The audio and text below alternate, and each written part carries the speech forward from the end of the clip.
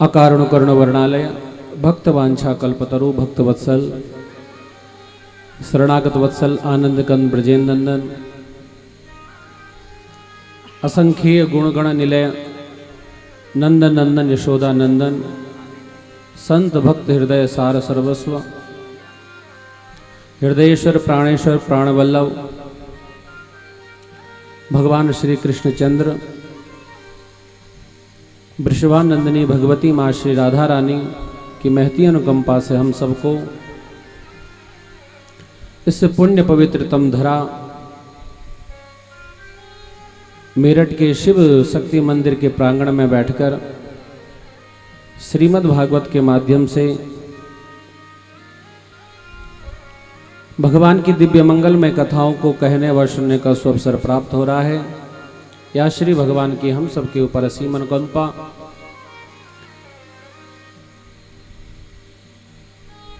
पावन भावमय उपस्थिति भगवान नाम लीला में सदा सदा निमग्न रहने वाले अवडर दानी भगवान श्री भोलेनाथ भगवान नाम लीला में सदा सदा निमग्न रहने वाले संत भक्तों के रक्षक अनंत बलवंत श्री हनुमान जी महाराज की बाहों में उपस्थिति त्रिपुर सुंदरी माँ भगवती नंदा देवी श्री चौरंगी नाग देवता चंदनी नाग देवता तिनगड्या देवता इन सब की पावन उपस्थिति एवं इस यज्ञ में मुख्य भूमिका निभाने वाले परम पूज्य श्री आचार्य प्रवर जी उपाचार्य जी समस्त विद्वज्जन संगीतज्ञ बंधु इस श्रीमद् भागवत में प्रत्यक्ष अप्रत्यक्ष रूप से सेवा देने वाले सभी कार्यकर्तागण स्वर्गीय श्री महानंद भट्ट जी जिनकी पुण्य एकोदश श्राद्ध के उपलक्ष्य में या श्रीमद् भागवत कथा का आयोजन किया जा रहा है, जिस कथा के जजमान आचार्य प्रवर श्री भरत राम भट्ट जी धर्मपत्नी रश्मि देवी जी आयोजक के रूप में धनीराम बगोड़ा श्रीमती कौशल्या देवी जी श्री जमुना प्रसाद जी श्रीमती मंजू देवी जी श्री सुनील पैनोली जी श्रीमती मनीषा देवी शुभम भट्ट अमीषा भट्ट अनीता भट्ट पर्णिका पैनोली प्रणव पैनोली और समस्त इष्ट मित्र गणों के साथ यह श्रीमद् भागवत कथा का आयोजन किया जा रहा है। श्रीमद् भागवत कथा के क्रम में आज श्रीमद् भागवत कथा का चतुर्थ दिन है, इसलिए करदम बाबा कहते हैं जो आपकी भक्ति तो करते लेकिन सतोगुण को स्वीकार नहीं करते उन पर आप प्रसन्न नहीं होते। इसलिए भगवान को प्रसन्न करने का साधन है सतोगुण। हमारा खान पीन ऐसा हो जिससे हमारा सतोगुण बढ़े, हमारे वस्त्र ऐसे हों जिससे हमारा सतोगुण बढ़े। तृतीय स्कंद तक की कथा कल तक हो चुकी थी और अब यहां से चतुर्थ स्कंद प्रारंभ करते हैं। मैत्रेय मुनि ने कहा मनोस्तु सतरूपाया तिस्रा कन्याश्च जग्निरे आकूति देवहूतिश्च प्रसूति श्रुता। मनु महाराज की 3 बेटियां थीं, आकुति, देवहूति और प्रसूति। देवहूति का विवाह करदम बाबा के साथ हुआ और इनके यहाँ साक्षात भगवान कपिल का प्राकट्य हुआ। श्री कपिल देव भगवान की। आकुति का विवाह रुचि प्रजापति के साथ हुआ और इनके यहाँ भगवान ने यज्ञ नारायण के रूप में अवतार लिया। यज्ञ नारायण भगवान की जय। प्रसूति का विवाह दक्ष प्रजापति के साथ हुआ। इनकी 16 कन्याएं हुई। 13 धर्म को ब्यादी, 1 अग्नि को, 1 पितृगणों को और 1 भगवान शंकर को ब्यादी गई। लेकिन इनकी वंश परंपरा नहीं चल पाई क्योंकि शंकर भगवान और दक्ष में द्वेष हो गया। विदुर जी ने प्रश्न किया, दक्ष तो अपनी पुत्रियों से बहुत प्रेम करता था और शंकर भगवान किसी से वैर नहीं करते, फिर इन दोनों में द्वेष भावना किस प्रकार हो गई? यह सब कथा विस्तार से श्रवण कराइए।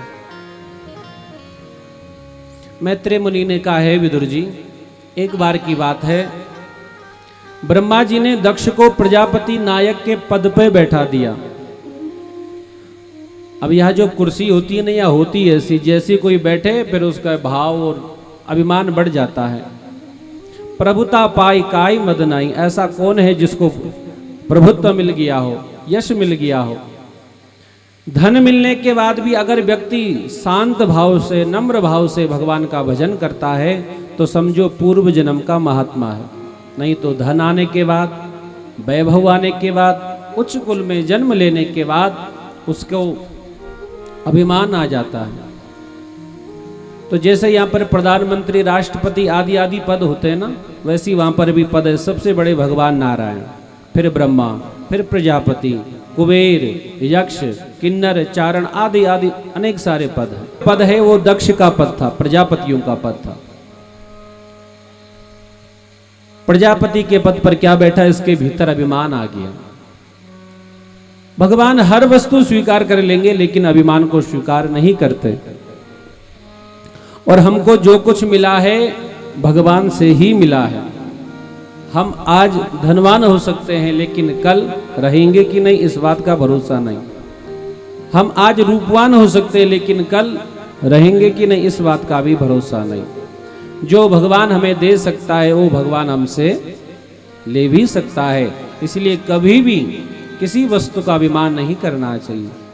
अभिमान पूर्वक किया हुआ धर्म कार्य भी वह सफल नहीं होता है। इसलिए प्रयास या करें कभी भी जीवन में अभिमान ना आए। दक्ष के भीतर अभिमान आ गया। एक बार सभा बुलाई, उस सभा में सभी देवता, यक्ष, किन्नर, चारण आ गए और वहां पर भोले बाबा को भी बुला दिया। भोले बाबा ने देखा सब व्यर्थ की बातें कर रहे हैं, भोले बाबा को समय लगता है तो पुण्य पुण्य राम जपो दिन राती, अपना राम राम राम राम राम राम राम राम जपने लग गए। दक्ष ने सोचा पहले जाऊंगा तो सबके लिए ताली बजानी पड़ेगी और सबसे बाद में जाऊंगा तो सब मेरे लिए, क्योंकि अभिमान की भूख ज्यादा थी। लाखों लोग खड़े हो गए, इस बात से संतोष नहीं हुआ, लेकिन शंकर खड़ा नहीं हुआ, इस बात से दुख हो गया। इसलिए अपमान पचाना सरल है लेकिन सम्मान पचाना बड़ा मुश्किल है। भाई कोई हमसे बलवान है, उसने हमारा अपमान कर दिया तो उसका क्या करोगे, चुपचाप बैठ जाओगे। और सम्मान तो ऐसा है किसी ने प्रणाम भी नहीं किया ना, अच्छा कल तक तो बहुत चलता था और आज ऐसा हो गया। श्री गोविंद भगवान की जय। इसलिए अपमान पचाना सरल है लेकिन सम्मान पचाना बड़ा मुश्किल है। सब लोग आ गए, सब लोग खड़े हुए, लेकिन शंकर भगवान जब खड़े नहीं हुए इसको तो क्रोध आ गया। दक्ष ने कहा भवे शील बताम श्रेष्ठो दक्षो दुहित्रिवत्सला विद्वेष मकरोत् कस्मात् दनादृत्यात्मजाम सतीम। दक्ष ने कहा मैं किसी से द्वेष की भावना से बात नहीं कर रहा हूं, जो शास्त्र की बात है मैं यह कर रहा हूं। जो व्यक्ति अपनी बात को प्रमाणित करना चाहता ना वो ऐसी ही बातें करता है। दक्ष ने कहा अयम तु लोकपालानाम यशोग्नो निरपत्रपा सद्भिराचरिता पंथा येन स्तब्धेन दूषितः। या जो शंकर है इसको तो सभा में बुलाना ही नहीं चाहिए। इसका वेश भी अमंगल है, चिता की राख अपने शरीर पर धारण करता है, भूत प्रेतों के साथ रहता है। किसी ने कहा कि अगर इतना ही अशुभ था तो बेटी का विवाह क्यों किया, उस समय तो अपनी बेटी दे दी। दक्ष ने कहा वो तो ब्रह्मा जी के कहने से मृगनयनी अपनी सती का विवाह इस मरकट लोचन के साथ कर दिया। लेकिन भगवान फिर भी शांत रहे। क्यों? क्योंकि शंकर भगवान के मस्तक पर क्या थी, ज्ञान गंगा है। जिसको ज्ञान होता है वह फिर उस बात को ज्यादा शांत रहे। इससे भी दक्ष का मन नहीं भरा। दक्ष ने श्राप दे दिया, मैं श्राप देता हूं आज के बाद शंकर को यज्ञ का भाग ना मिले। अब देखो शंकर भगवान ने कुछ नहीं किया, बेचारे बैठे बैठे आराम कर रहे थे और दक्ष ने श्राप दे दिया। शंकर भगवान तो शांत रहे लेकिन नंदी बाबा कहां शांत रहने वाले। इन्होंने कहा दक्ष तुझे बड़ा अभिमान हो गया है, प्रजापति के पद पर क्या बैठ गया। जिन शंकर भगवान का शिव नाम का कोई उच्चारण करे उसका कल्याण कर दें भोले बाबा। और उन शंकर भगवान को श्राप दिया। तो मैं भी तुझे श्राप देता हूं, तो तत्व ज्ञान से विमुख हो जा और तेरा मुख बकरे का हो जाए। बार बार मैं कर रहा हूं ना, मैंने किया, तो तेरा बकरे का मुख हो जाए। भृगु आदि ने भी श्राप दिए, श्रापाश्राप होने लग गया। शंकर भगवान वहां से चल गए। देखिए शंकर भगवान की महानता देखो जरा। श्राप कहां दिया गया? ससुराल में। और वहां से आने के बाद एक बार भी नहीं कहा कि क्या हुआ वहां। और आज का व्यक्ति चला जाए ससुराल में, थोड़ा भी कुछ बोल देना, फिर देखना पत्नी से कैसे बातें करेगा। अरे तेरे घर वाले ऐसा करे, तेरे घर वाले वैसे। लेकिन धन्य है बोले बाबा शांत बैठे रहे। सती मैया ने कहा, प्रजापतेस्ते स्वसुरस्य सांप्रतम निर्यापितो यज्ञ महोत्सवाकिल।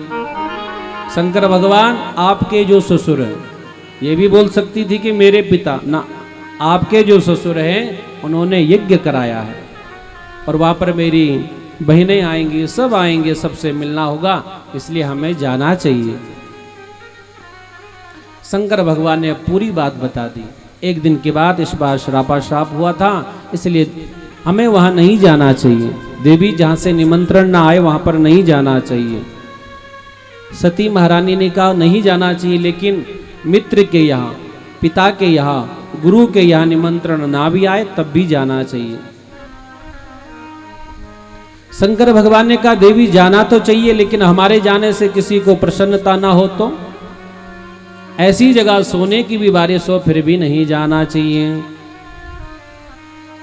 आवत ही हर से नहीं, नैनन नहीं स्नेह, तुलसी तहाँ न जाइए, कंचन वर्षे में। बहुत समझाया लेकिन समझ में नहीं आया। शंकर भगवान समझ गए कि होई है सोई जो राम रचि राखा, को करी तर्क बढ़ावई साका। समझ में नहीं आएगा। शंकर भगवान ने कहा देवी तुम जा रही हो ना, तो संपूर्ण सामान लेकर जाना। पता था कि अब दोबारा लौटकर सती महारानी नहीं आएगी। सती महारानी यहां से चली गई, नंदीश्वरों को साथ में भेजा। आज तक जो देवता सती मैया को देखकर दंडवत प्रणाम करते थे वो भी दूर दूर से जाने लग गए, लेकिन सती महारानी को कुछ प्रभाव ना पड़ा और सीधे जाकर इधर किसी को दुख था तो केवल माँ को दुख था। देखो मायका तभी तक होता, माँ के नाम से ही मायका होता है। सती महारानी की माँ ने कहा मेरी बेटी को पता लगेगा तो मेरी बेटी क्या सोचेगी, मेरी माँ तो जिंदा थी और मेरी माँ ने भी नहीं बुलाया। केवल माँ को दुख हो रहा था। सादर भली मिली एक माता, भगनी मिली बहुत मुस्काता। सती महारानी की माँ ने कहा बेटी तूने ठीक किया, हमने तुम्हारे पिता को बहुत समझाया लेकिन ये नहीं समझ पाए। सती महारानी ने किसी की तरफ ना देखकर जहां पर यज्ञ हो रहा था वहां पर गई और वहां पर क्या देखा, सब जगह सभी देवताओं का भाग देखा लेकिन शंकर भगवान का भाग नहीं देखा। बस स्वामी के प्रति तो प्रेम था, या जो प्रेम था उसको देखकर आज क्रोध आया। लेकिन क्रोध करे तो किस पर करे, सामने वाला पिता है। सती महारानी ने कहा दक्ष अगर तुमने इस शरीर को जन्म ना दिया होता तो शास्त्र कहता है जो गुरु और प्रभु की निंदा करे उसकी जीभ काट देनी चाहिए। जिन शंकर भगवान का शिव नाम कल्याण करने वाला है, जो भगवान आशुतोष हैं, जो भगवान शीघ्र प्रसन्न होने वाले हैं, जो भूत प्रेतों को भी शरण देने वाले हैं, ऐसे भोलेनाथ से तुमने बैर किया उचित नहीं है। लेकिन अगर मैं लौटकर अगर कैलाश पर्वत पर गई और शंकर भगवान ने कहा कि आओ दाक्षायणी, तो यह उचित नहीं होगा, इसलिए अब इस शरीर का परित्याग करना चाहिए। उसी समय योगाग्नि का ध्यान किया है और योगाग्नि में सती महारानी ने अपने शरीर का परित्याग कर दिया। बोलिए सती महारानी की जय।